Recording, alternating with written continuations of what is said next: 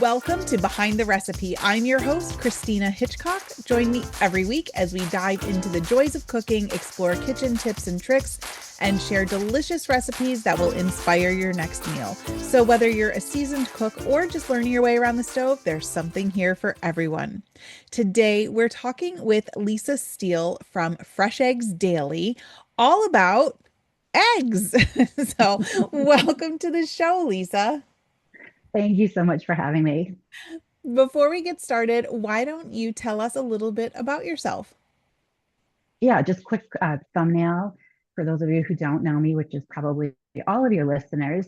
Um, I started raising chickens about 15 years ago, and I had grown up with chickens, and my grandparents were chicken farmers. And after college, I was from a small town, so I went to college, and then after college, I moved to New York because why not, right? There's like a big world out there, and I worked on Wall Street for a couple of years, and then, long story short, I got married.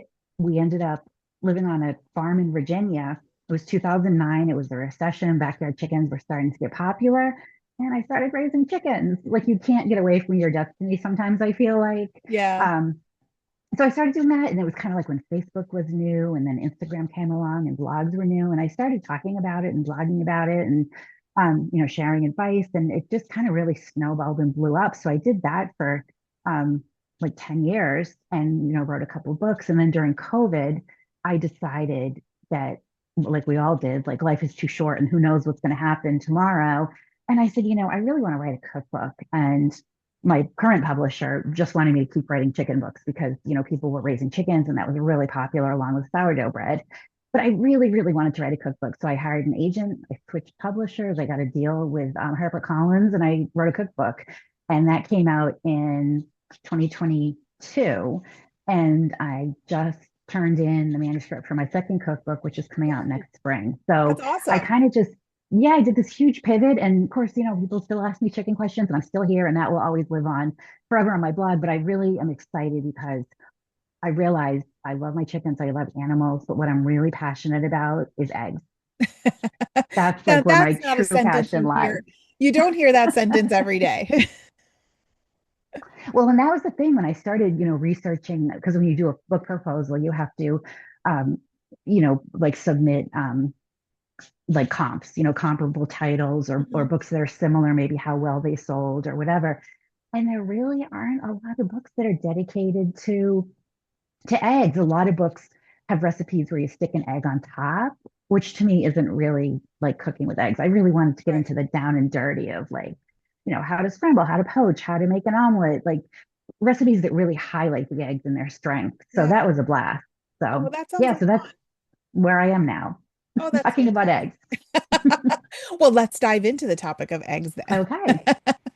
So, what is the first thing we should start with? Probably how to choose the best eggs, right? The freshest eggs and Yes, that's actually my first post that like truly went viral, which has only happened twice in my entire career on social media. But the first one that went viral was I showed people how to look at the end of the egg carton. You'll have your best by date and your sell by date, and those are kind of arbitrary. They're not really set by any kind of standards or anything.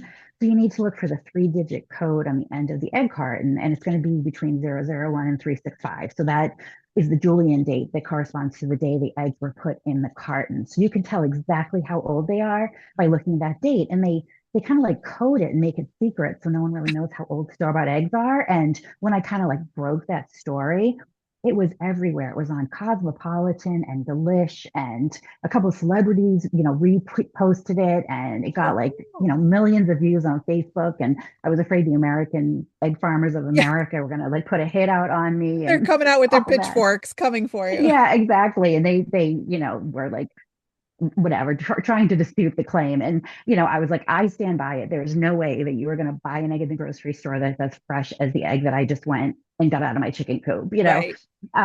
But yeah, and the eggs in the grocery store aren't as old as many people think. I mean, it's kind of fun. You can go and look at the shelves, and there's a wide range of how old different brand eggs are, different cartons are.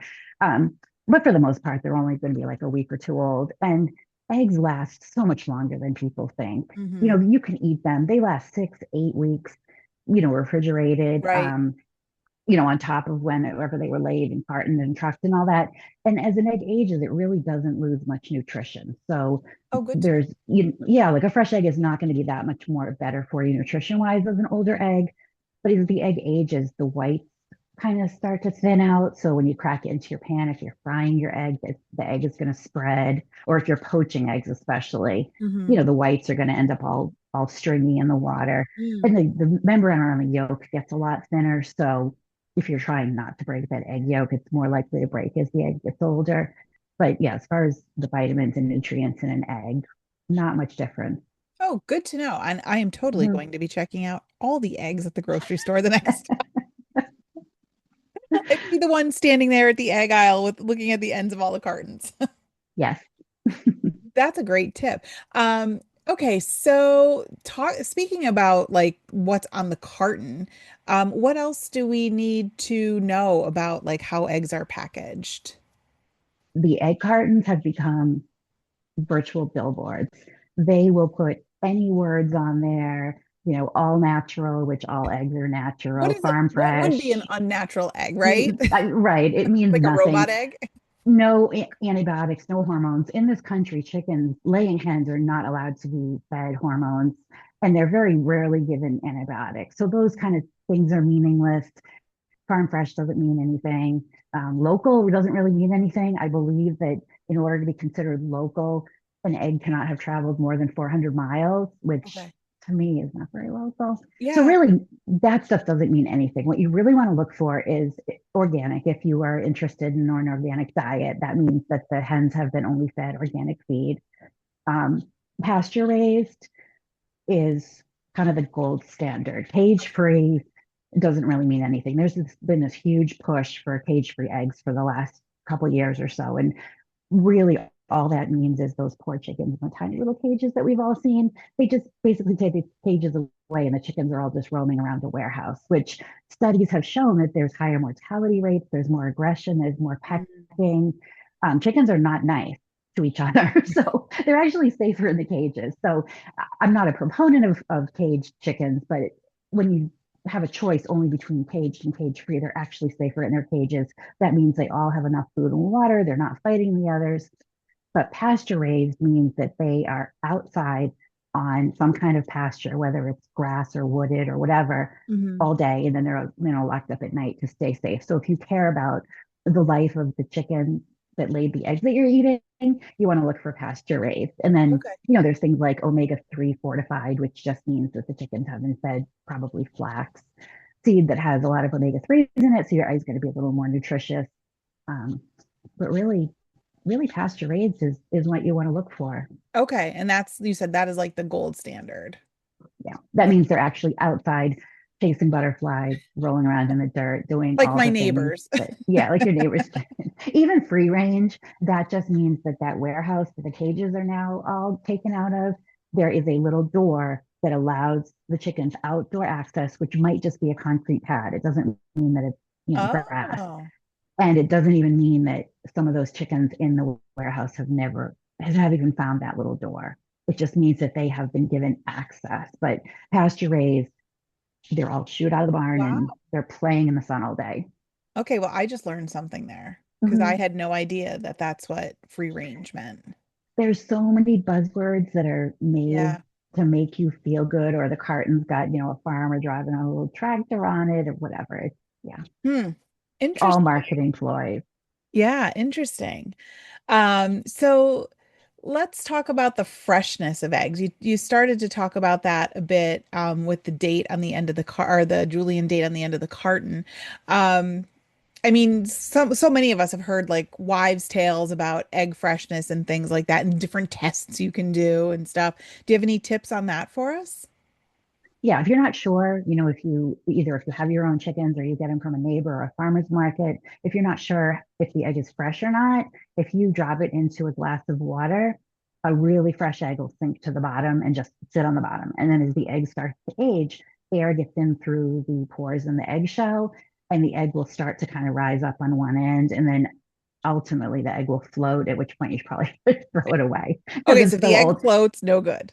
I mean, it doesn't mean it's bad, but it does mean that enough air has gotten into it that it's buoyant. So the egg is going to be dried up inside, the Okay. moisture has left. And there's also more chance the bacteria has gotten in because as eggs age, bacteria can get in through the Right. eggshell as well. And it can multiply, so the Right. older the egg are, the more chance that, there could be something in their salmonella or something that could be a Right. Right. problem. Mm. Mhm. Yeah, so I'd seen that test around. I was wondering how accurate that It was is. about the Yep. floating egg test. I know like a couple of times, like my mom has dabbled in raising chickens here and there, and when she's full bore into it, like we have more eggs than we know what to do with, and she's dropping them off all the time. And I will say, when I use eggs like from someone I know, like the color is so much more vibrant and it's like the difference in the yolk is incredible between a store-bought and one that you get from your neighbors. It is. And sadly, that can be easily manipulated because Really? it is based on the chicken's diet. So Oh, if you're feeding foods with xanthosol, which is a carotenoid, yeah, it's one of the carotenes, the beta okay. carotene or whatever, and that is what makes the yolks orange. So when the chicken eats foods with that pigment in it, the pigment goes right into the egg yolk. It also goes into their feet and their bills and stuff, their beaks. Mm. But like leafy greens, pumpkins, marigolds, alfalfa, paprika, like there's all kinds of things that you can add to your chicken's diet to make those egg yolks orange. And I think in recent years, a lot of the commercial chicken feed companies have realized that. So they'll Ah. add these things to the Mm. feed, like dried marigold or something. So then you start feeding your chickens that feed, and the yolks come out nice and orange, and you're like, oh my God, the feed is great. My chickens are so healthy. So it's not, I mean, it's not like it's food coloring, so it's not really Right. deceptive, but it's not necessarily like you can get just as bright yolks from a chicken sitting in a cage as one, frolicking and eating dandelion greens and all that. It's Yeah. it's completely up to what the chicken eats in her diet. But those Interesting. things are all nutritious, so it's not a bad thing. Right, right. Okay. Look at all this. I'm learning. You're dropping all these egg knowledge bombs here. I'm learning so much. So is there anything else we should consider when looking to see if an egg is fresh?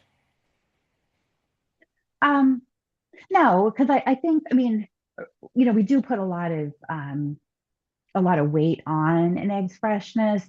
But like as I said, it's mostly structure wise. It Right. isn't really, the nutrition wise. So if you poach eggs a lot, or like if you're making deviled eggs, you're not going to want to use old eggs because as the egg ages and the air comes in, it makes that dip, in one end of the egg. Yeah. If you ever peel your egg and you get that dip, that's the air sac. So that's where all the air has been coming in.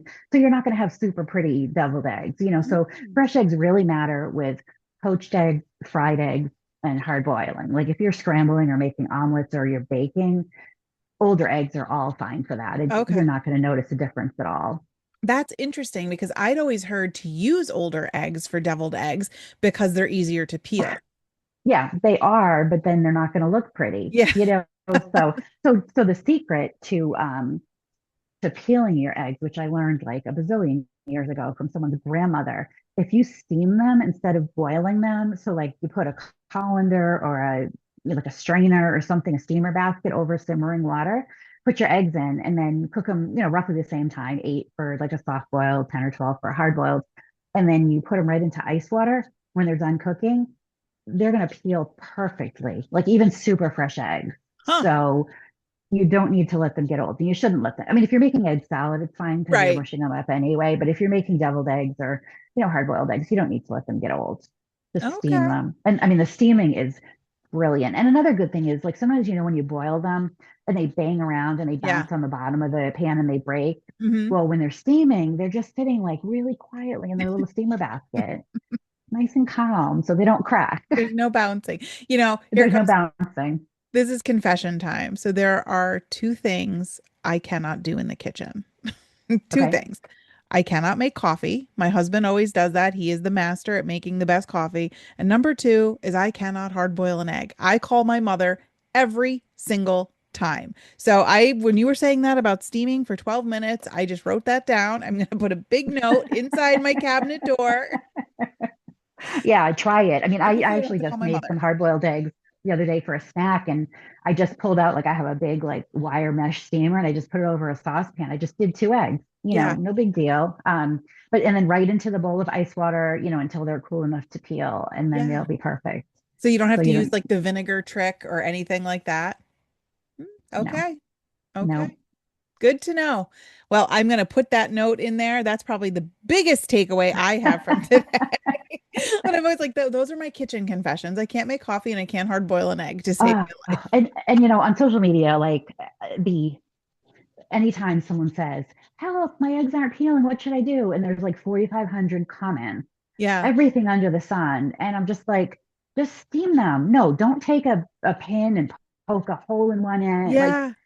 Put just it in a steam them. jar of And water and shake it after it's cooked. Like yeah, I've no, seen no, no, so no, many no, no, tricks. no, no, no, no, none of that. And the good thing too about the steaming, it's all sciencey. Like I researched and wrote this whole article on my blog, but you know how sometimes you get like that grayish green ring Yeah, I was around going to the ask you that next. Okay. Yeah. So that is like a chemical reaction, the heat and the sulfur in the egg, and it's actually like oxidized or something. I mean, like I said, I researched it for my blog and then it completely went out of my head. But so steaming prevents that too, because that happens when the eggs are heated at too high of a heat too quickly. Oh. And so the steaming, because it's more gentle heat, it prevents that too. Right. Because that was always one of my questions. I'm like, do I put the eggs in, then turn the water on? Do I bring it to a boil, then put the eggs in? Like, there's so many questions There's that I so many things. Do they have to and be I can room never remember. temperature? Do they have to Yeah, be cold? Yeah, I I'll take them call my right from the mother. fridge or the counter. I Yeah, wait until the steam is like curling up through the colander, yeah,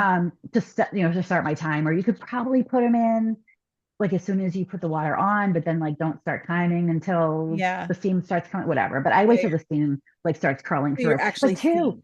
you're seeing it, but also it also is quicker because to get a pot of water to boil is longer Oh than to yeah. get an inch of water to boil. You Oh only yeah. need to get it to a simmer. So yeah, the whole Huh. thing, it just makes me so when I read social media, I just have to like walk away because I'm like, people, you're making this so difficult and it is just so easy. Well, there you go. If you learn nothing from this Nothing episode, else. you learned how to perfectly hard boil an egg with Yes. ease. Hmm. Guess what I'll be doing when we end this interview? I'm going to run Right. in and I'm going to hard boil some eggs. I'm going to try this sucker out. So that's then the best way, because that was going to be my next question is how to get rid of that weird green gray Hmm. ring. I always thought that had to do with dropping them in the ice bath after you've cooked them. But yeah, okay. Yeah, like I said, there's a whole science article. I, Yeah, read all these scientific papers on the chemical reaction between right. the sulfur and the iron and the heat and whatever. Yeah. But yeah. Okay, so what about the different sizes of eggs? Like when you go to the grocery store, you see medium, large, extra large, jumbo. Like, Mhm. does it matter? What's the difference? If you're baking and you're like a hardcore baker who weighs your flour and your Yeah, ingredients, you use your kitchen scale. Recipes are written for large eggs, which are about 2 ounces each. So, if like when you have chickens and you get your mom's chickens eggs, right? yeah, Like they're all different they're all sizes. So different. if I'm super worried about it, I will get my scale out and just crack the eggs into a bowl, weigh out, so it's 2 ounces for each egg the recipe calls for, like whisk them up and then measure it out. But for the most part, I mean, I even use duck eggs sometimes. It doesn't make a difference. Hmm. It's most recipes aren't super specific. That's And it's interesting, the egg sizes, like when they're graded to be put in cartons and stuff, it's the weight of the carton. They don't weigh each individual egg. So, like for a large carton of eggs, that carton has to weigh 24 ounces, okay. roughly, 2 ounces per 12 eggs. But that doesn't mean that each egg is exactly two Mm, ounces. So, it's the whole carton, it's in the aggregate. okay. So, it is possible that if you just grab two large eggs, they are not going to be 4 ounces. So if you're super specific, weigh them. If not, just use two eggs. It doesn't Okay. matter. Okay, that's good to know. And what about color? Does that make any difference? Because, like you said, when my mom would send me like a carton of eggs, it was like the rainbow in there. There were some white, some brown, some green, some have this pinkish color on the shell. Yep. Now that is dependent on the breed of chicken. Okay. So some chickens, like the chickens that lay white eggs, have like no pigment. Hmm. And then the chickens that lay brown eggs have a brown pigment that they apply to. So all shells start out white Okay. originally, right? When the chicken Right. lays the egg, the shell is white. And then as it's traveling down its little path, to be laid, she'll apply brown pigment or blue pigment. The green eggs are because it was one brown pigment parent and one blue pigment parent, Oh, so okay. they mix together to do the green. And so it's just the breed has whatever, color pigment that she has, and So that much gets applied science to the here. outside of the egg. So much. That's what I'm telling. So I'm telling you, eggs, they're fascinating from a cooking standpoint Right. because they do so many things. Like the yolk does something different than the white. The whole egg does something different than its parts. You can use it sweet, you can use it savory, but then also an egg, like it can turn into a chicken 3 weeks. So like there's that whole fascinating part of Yeah. it. So like eggs are just so fascinating. I just find them fascinating, It is fascinating. as It's you can really tell. fascinating. Like when you think about it, like we Hmm. talked about like the chemistry with how the yolk turns color, and now we're like into the biology part, which is like Hmm. blue eyes or green eyes. Are you going to get a blue shell or a brown shell? Genetics, yeah, exactly. And that's what, some breeders like play with that to get different color Yeah. eggs. But they're all white on the inside except blue eggs. The pigment is applied so early on that it does get on the inside. So like Yeah. I have some chickens that lay green eggs, so that's basically an egg with brown and blue pigment, but they're blue inside because the blue pigment like has seeped through the shell. Okay. So the shell is blue inside, not the egg Hmm. itself. We're not Right, talking not the laying egg, eggs and yeah, the ham. shell. Yeah, the shell. Yeah, so that's because you hear that kind of those myths, I'm going to call them myths as well, is like, oh, I can Hmm. only eat brown eggs. Those are the healthiest ones. And I knew for a fact that that wasn't true, but Yeah, no, I hear it's people just, say that. yeah, it's just the breed of chicken. They're all the same, like nutritionally, no Yeah. difference. Okay. Very good. So, can we talk a little bit about like what eggs do in a recipe? Yeah. Yeah, like I'm interested to learn more about that. I mean, like I know like some of the things that happen, especially like in baking, like with the Hmm. richness from the yolks and things like that. But what do you think we need to know when it comes to how eggs react in a recipe? Yeah. So, I mean, obviously there are recipes that you use whole eggs, and there are recipes that just use the yolks and just Yeah. use the whites. So the yolk is where all the fat and the nutrients are. Okay. Um, so the yolk is, it adds fat, it adds richness, it adds flavor to your recipe. It also acts as a binder, and Hmm. the whole egg acts as a binder too. So the egg white um, is pretty much just all protein. Okay. So that when you whip it up, it's going to add structure and stability. That like if you're making an angel food cake, you're only Hmm. using the egg whites because you want it to get really high, or souffles or meringue, things like that. The yolks are used in like ice cream and custards and creme brulee and things where you just want like that richness. And Okay. then the whole egg is used in most cakes and things, Right. cupcakes and things like that. And like you said previously, when we're doing that, generally the recipe is referring to a large egg versus jumbo, medium, extra Right. large, all the sizes. But I mean, for the most part, it's not going to kill your Yeah. recipe if you use the wrong size egg because it's just, minuscule ounces. Right. I don't know offhand. I mean, I know the large is 2 ounces. I think the jumbo is like two and a quarter, and Okay. So we're medium not might be talking huge. 1.75. Yeah, we're not talking like huge difference. And you can mix and match. Like if you have a jumbo egg, like maybe, grab a medium to kind of, Hmm. Oh, there you go. but I mean, I do measure when I bake sometimes. Hmm. If I'm making like finicky things, I'd say like if I'm just making like pancakes or cupcakes or cookies Right. or things like that, I generally use my cup measures. I'm not Hmm. using my kitchen scale. But there are some things that like if like, yeah, like finicky recipes, I Yeah, guess you just I have would to be a say little like, more precise. Yeah. yeah, then I'm using my kitchen scale. I'm probably going to weigh out my eggs, Because you there's know, real science happening there. Right. Yeah, there is. There definitely, yeah, you can't, it's funny when people say, well, could I make this gluten free by, just swapping in this or swapping in that? Or could I swap the, sugar for maple syrup? Or I'm like, Right. well, not necessarily. Like you gotta test it out because Yeah. every ingredient acts so differently. And it really is like scientific Yeah, it's chemistry. It's chemistry chemistry. happening Yeah. there. Yeah, Hmm. there are literal chemical reactions going on in there. Like I've heard people too say if it calls for baking soda, they'll sometimes swap in baking powder or vice versa. And I'm like, oh, no, no, no, no, no, no. That No, won't you work. can't. Yeah, you can't really do that. That won't work. They react differently. They, or do I really have to use buttermilk? It's like, well, the acid in the buttermilk is what's activating Yeah. your, like leavening agent. Yeah.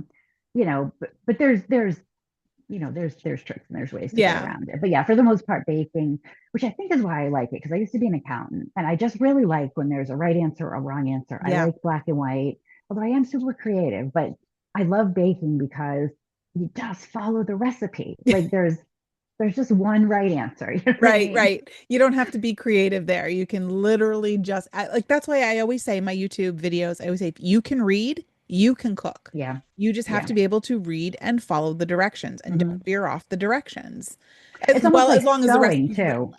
well. Yeah, as long as the recipe's written well, which is a whole nother thing. That's a whole episode in and of itself. Yeah, that's a whole episode in itself.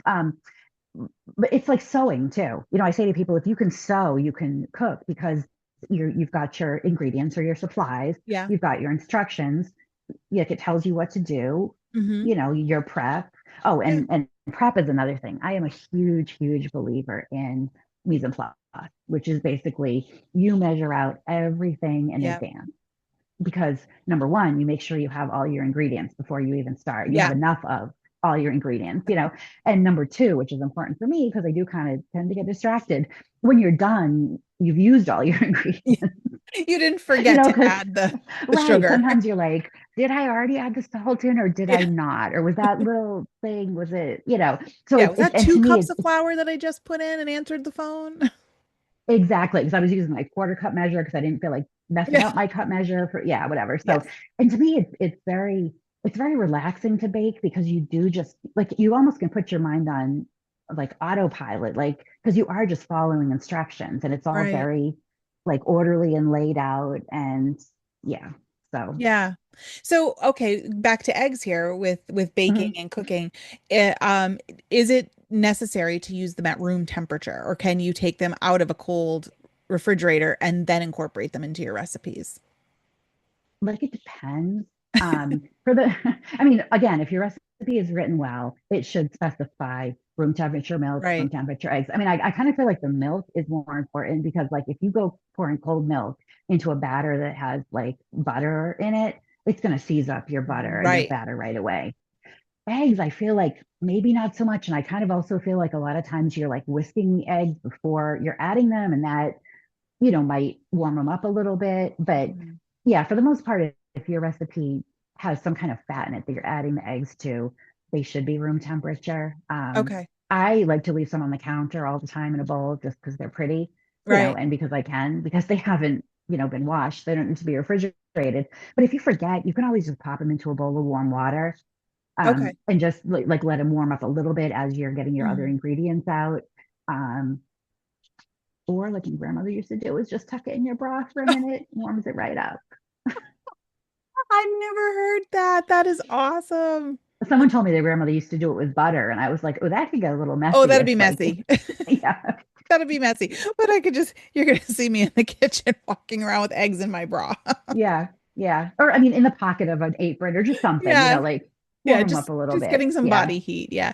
yeah. I've always taken them out. If I decide I'm going to make something, usually like an hour or so before as I'm thinking about it, or in the morning or whatever, I'll just take them out and put them on the counter. Like they're not going to go bad in that amount of time. No, no, But definitely. Yeah. I try to do that. But if I forget, I do the lukewarm water from the sink in a glass and I just set them in there. But yeah, I And I can mean, see. I never it's thought about the usually milk. not the end of the world, but just be conscious. Like if it does say room temperature and yours aren't, try to either, mix them in. Like it always says add eggs one at a time Right. because you can't just dump them all in because your batter's not going to emulsify as well and incorporate whatever. So if you're not doing them from, room temperature, I would add them even more slowly Hmm. just so you're not just plunking like a big, cold, wet blob into Right. your batter. Oh, and then, I mean, this is just cooking 101 trick. Always crack your eggs into a separate bowl before adding them to your recipe. I Yeah. speak from experience. How many times have the eggshells gotten in there as you're cracking and just a little piece? And if you're making a recipe and you get that shell and you crack your egg right into the bowl. You're not even going to see that white shell in the white flour and all the white Exactly. ingredients. Or if there's like sometimes there's a little speck of something of Hmm. like debris or a little spot or whatever, and never crack the egg on the side of the KitchenAid mixer bowl when the mixer is on. Because if your mixer thing hits that shell, Oh yeah. you are I had to throw Looks like the you whole speak batch from away. experience. Yeah. Yeah. And you should always crack eggs on a flat surface anyway. You shouldn't be cracking them against the side of a bowl, against the side of a counter, because that can push the pieces of shell like into the egg. So flat surface is a lot safer, and you're also less likely to break the yolk that way. Okay. Yeah, my husband and I, well, my husband, he eats eggs. He has about 3 eggs every single day. We go through a ton of eggs in our house. And he can never, every time he cracks it into the pan, he breaks the yolk. And I'm like, how can you break the yolk every single time? And I think it's the way he's cracking it. Hmm. Yeah, I probably on the side of the pan. Yeah. And I watch a lot of Food Network. I watch a lot of cooking shows and competitions. I watch, chefs' videos, and there are so many chefs that crack it on the side of the bowl. Yeah. And it's just, there's so much that can go wrong. It just, yeah, counter, flat surface, cutting board, whatever. Yeah. Okay, good to know. Good to know. So speaking of tips like that, do you have any other tips for like preparing eggs, whether it's scrambling, poaching? We talked about hard boiling. Anything else we need to know? Yeah, I think poaching definitely intimidates people. Yeah. And it really shouldn't, because again, I find it really relaxing. I do like the whirlpool, with Hmm. the spoon handle method. Just get your water to a simmer. You don't want it like boiling because your egg will just go everywhere. And you want to do a super fresh egg, so the whites are nice and Right. thick. I've seen people will put an egg like on a slotted spoon or a fine mesh strainer to kind of strain away like the thin Right. whites, which I've never done because I just always use fresh eggs, but you can Right. do that kind of whatever. And then, just a simmer and then, a couple inches of water and then just do a whirlpool with a spoon handle and then just like drop the egg because you've got it in a little cup, like drop it as close to the water as you can and just keep swirling a little bit just so, until the whites start to set up. Um, and you'll get this beautiful little compact poached egg. And then I like to like kind of poke it in the middle, like with a slotted spoon, pick it up and kind of Hmm. poke it with my finger in the middle to kind of get an idea if the yolk is, too soft or Right. whatever, because you want it still runny, I would think. Right. So this is one of those things where seconds matter when it Yes. comes to cooking an Yeah. egg to the desired doneness. Yeah, the poach, I mean, eggs cook super quickly, and I think that's the mistake that people make with oh great, a hawk just landed on our bird feeder. Poor little birds. Um, that's a mistake people make with scrambled eggs, especially. And it's so funny the comments. So many people are afraid of runny egg yolks. Hmm. So many people. And to Hmm. me, like eating a hard-boiled egg, unless you're like specifically eating a hard-boiled egg, it's like eating a well-done steak. Like that is not how that food wants to be treated. Like a jammy egg or a runny yolk. I just think it's so glorious. Right. And so many people overcook, like whether it's a fried egg. I find if you want your fried egg to be cooked, on both sides, that's fine. But for scrambled eggs, you see a lot of comments on social media on chefs' videos when the eggs are still kind of shiny and glossy when they put them on the plate. But like any more than that, and it's going to be overcooked. And nobody likes dry, like Yeah. hotel, Oh, that is, egg. I hate that. I really detest, and that's why I hardly ever get scrambled eggs out because they're usually Oh, overdone. I would never. Yeah. Yeah. Yeah. You should, move them around a lot if you like the small curds or kind of let them sit more and just kind of Hmm. move them a little if you like bigger curds. But they definitely should come off the heat when they're still looking a little bit wet, Hmm. looking a little bit glossy. They keep cooking even when they're on the Right. plate. And Very the over. underside is going to be way overdone if they look done on top. Right. And So then they're just dry. just dry and Yeah. gross. Yeah. And I don't add anything. I was just gonna ask I you that. Yeah, so I see, the polls all the time. Do you add milk? Do you add cream? I mean, you can. There's nothing wrong with adding. I've added ricotta cheese. I've added, cream cheese, milk, cream, Yeah. whatever. You don't have to. If you have a really good fresh egg, um, like a little salt and pepper, I don't think it needs anything. And I Mhm. think that adding anything just makes them runny. You get like really watery Yes, I agree with that. The watery, eggs. yeah.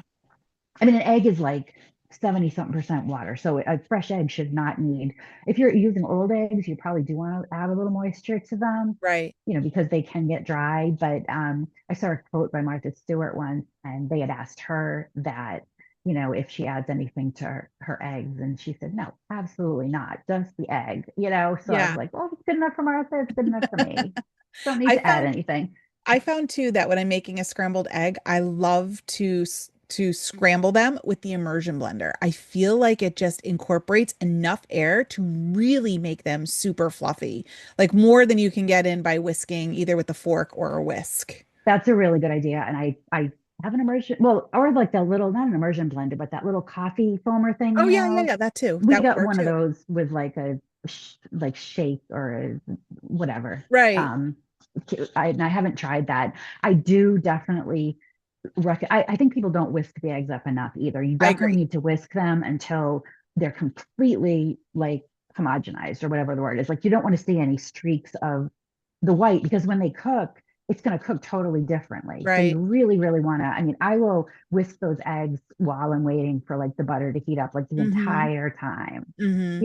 to get them as whisked as possible. I should use that little There thing you that go. came with Look, I'm the giving you a yeah, tip on eggs.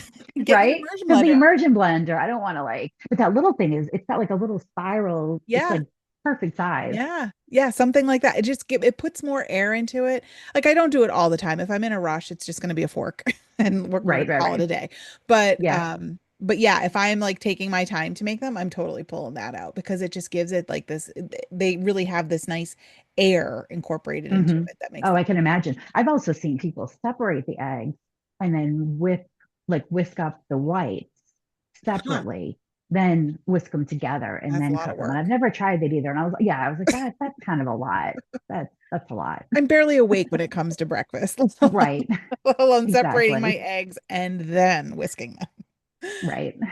No, but I mean, I guess it would be could be worth it to try. So, what are some of your favorite egg centric recipes? Definitely eggs Benedict. Um, Yes, me th- too. that and for my first cookbook, I actually perfected my omelet technique, which omelets did kind of intimidate me prior to that. But I Mhm. was like, I'm really gonna like get this down. And once you actually can do the omelet, you have the right pan, like Mhm. the timing and all that, it's incredibly fulfilling to make a really nice Yeah, omelet. And sometimes I don't even put anything in them. Like I will right. just do the egg, salt, pepper, trifold and boom. But yeah, definitely eggs Benedict. Once you get the Mhm. poaching down and the hollandaise, which hollandaise sauce is so easy to make. Like Glorious. you said, it's the timing. It's Yeah, the sauce. If you overheat it or let it sit too long, it's either going to get hard, it's going to break. So like the whole timing thing is yeah. the most difficult part for eggs Benedict. But That is my judge for restaurants breakfast. mhm, I always order the eggs Benedict. I'm like, if it's good, I'll go back. If it's not, I'm like, nope. same. And that is a very good a way to kind of judge like the quality of the restaurant and the skills of the Yeah, chef. And same with creme brulee. If I see creme brulee on a menu, I absolutely will order it. yeah. Um, because I have a great recipe and my husband will always say, nah, I think yours is better. And I'm like, yeah, I think it is. But a lot of times they ruin it. Like they put like whipped cream on top or they put berries or stick a cookie in it. And it's like, don't mess with my creme brulee. I just want like the whole idea of it is like that burnt sugar on top, the Yeah. crack. I don't need to be pushing strawberries Yeah. aside to get to Yeah, a nice my creme smooth custard brulee. because I don't like I'm very so I have texture I don't want to say issues, but like I'm very focused on textures when I eat food and there's certain things I can't do because of the texture. Like I really want to love mushrooms, but the texture just does something to me. Creme brulee took me a while and then I realized what it was is when it was grainy. And when Mhm. it's the custard is not done properly and the sugar didn't incorporate right into the custard and you Or if get it's overcooked and it's yeah, like chunky almost, yeah, no, mm-mm. or if it's too eggy. Yeah, yeah, yeah. Yeah, No. So I've learned over the years, so I can't give the blanket statement like, oh, I can't eat creme brulee. I can't eat bad creme brulee. So I have to right. be like, Like, but I Yeah. was just at a restaurant No, a couple weeks ago and it was busy and it was breakfast and I ordered the eggs Benedict.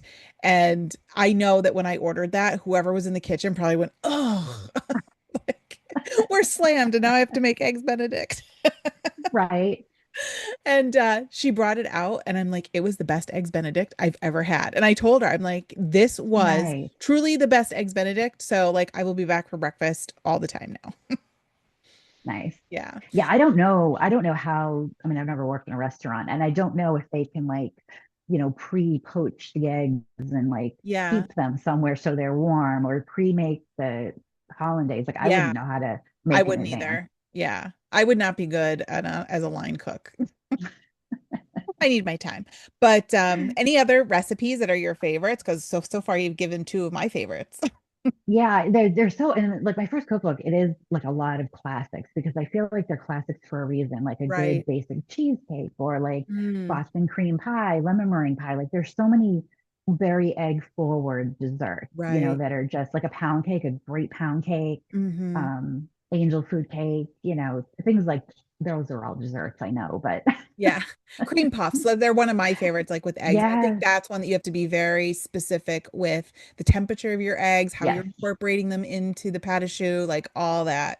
And doing using a scale. Yeah, I love Yeah. I love making shoe dough because it's just so different. Like to make a Mhm. dough on the stove, Right. and then you put it in your mixer. Like, yeah, cream puffs and eclairs and stuff like that are Yeah. super fun to make. Yeah. How about Yeah, pretty. savory? If you were going to go the savory route. Yeah, I mean, eggs are so versatile that in fact it's kind of like a running joke in our house. Like whatever's left over from dinner the night before, Mhm. I just make into an omelet the next morning. So like this morning I had harissa brown sugar salmon chunks with cheddar cheese and sauteed mushrooms, and that was my omelet Well, there you go. because I've got, whatever leftovers you have, they're all like meat, cheese, Right. vegetables, they're all cooked. Like I just stick them in Tupperwares and then the next morning they just go Yeah. into an omelet. Omelets are just so forgiving. I mean, you can, Yeah. and if you can't make an omelet, just scramble it all up and You just call it make a a scramble. scramble. Yeah. Yeah, Yeah. if you're not going to be picky about it. I mean, we're not Yeah. I all just love entering that they're cooking so competition. versatile and Yeah. every flavor kind of goes, and I very rarely make quiches because like if I'm going to go to the trouble to make a crust and all that, Hmm. I'm going to make a pie, like a blueberry pie or something. I'm going in for the Um, kill. yeah, yeah, Yeah. but like a scramble or like a frittata or something like that. Like they're Yeah. just so, and it's easy to make for a crowd. You Right. can just, there's really no measurements. You just kind of throw in what you have Yeah. and, call it good. Yeah. This has been great. Like I'm hungry now. I'm hungry for eggs. This has been a great conversation. If our listeners want to learn more about you, what is the best place for them to connect with you? Yeah, definitely on social media at Fresh Eggs Daily. My blog is freshestdaily.com. I'm kind of straddling the two worlds still. So, like, I do have a separate recipe blog, but there's a link to my chicken blog. So, like, if Right. you go there and you don't care anything about chickens, there's like a recipe, like link at the top. I'm still trying to work through how to, like, what do I want to do? Like, my brand is kind of like in flux Right. right To now, bring them but together. yeah, to bring them together because I know not everyone who like eats, has chickens, but I'm Mhm. pretty sure that everybody who has chickens eats and probably eats eggs, so they're Probably not eats eggs.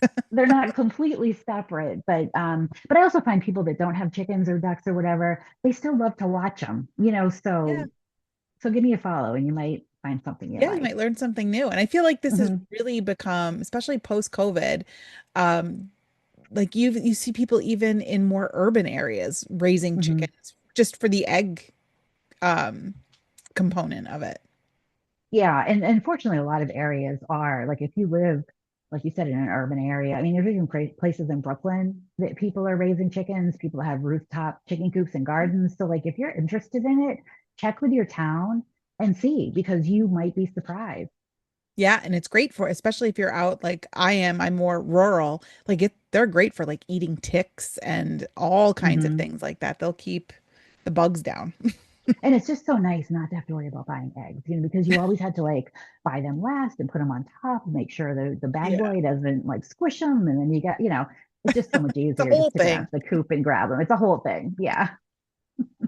Now, this has been a great conversation, Lisa. Thank you So so much. fun. And we will provide the links to Lisa's site in the show notes, as well as the link to grab her cookbook, Fresh Eggs Daily Cookbook, so you can snag that for all the delicious egg recipes we talked about today. Thank you so much for joining me today, Lisa.